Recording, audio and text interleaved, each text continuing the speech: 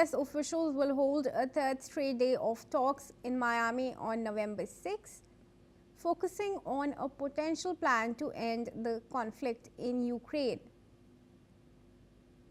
Washington stressed that both sides agreed real progress hinges on Russia's deadline to pursue long-term peace, including measures to de-escalate the conflict and stop ongoing violence.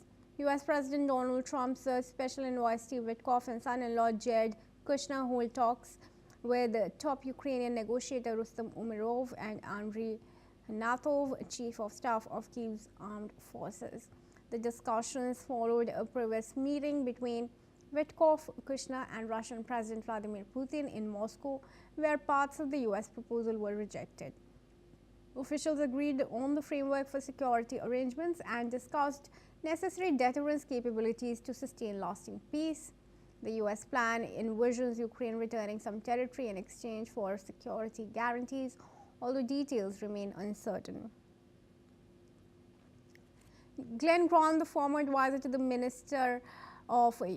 Defense Minister of Ukraine, joins us live from Latvia.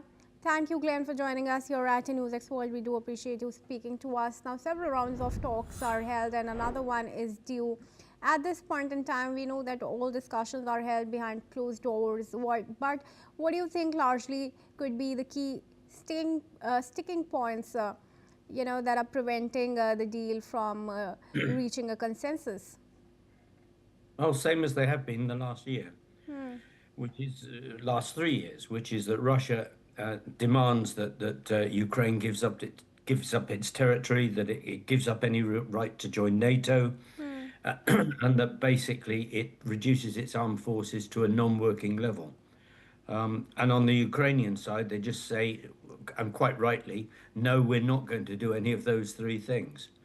And I don't think we're going to get past that. I mean, what America is trying to do is to steal Ukrainian resources. They're looking at the American peace plan is about business. It's not about peace. And they want to open up the Russian market, and they want to steal everything they can from Ukraine, including the money that Russia has in trust. But I can't see this moving forward at the moment. And if it does, I can tell you the front line is not going to give up if Russia says there's peace in a hurry.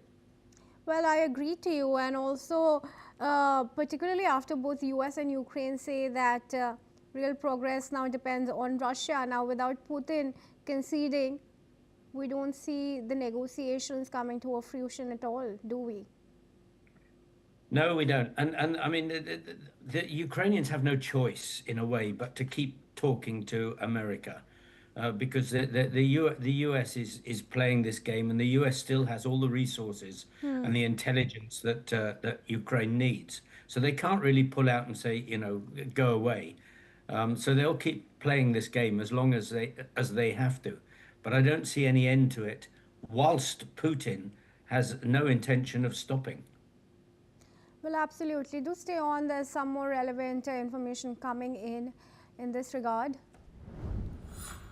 Viewers, a Ukrainian state railway company confirms that a railway hub near Kyiv was struck in a large-scale Russian drone and missile attack, damaging the depot and several railway carriages.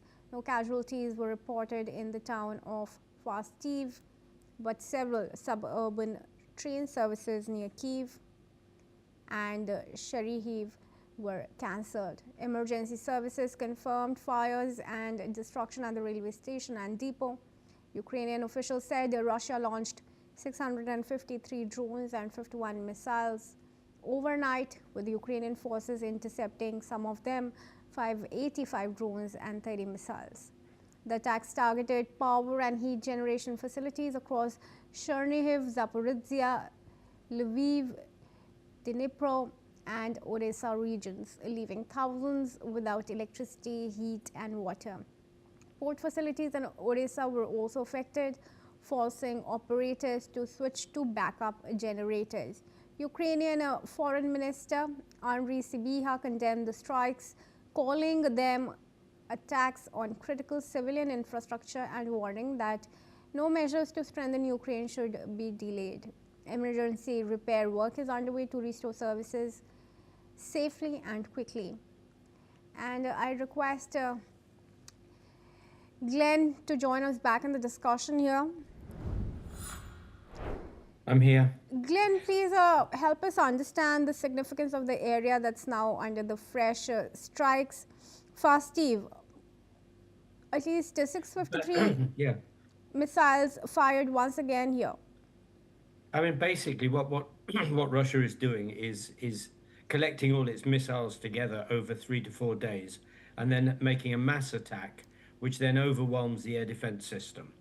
The air defenses against drones are relatively successful. They simply haven't got enough people to stop the Russian attack, and the Russian attacks are trying to actually to destroy the capacity of civil society to continue.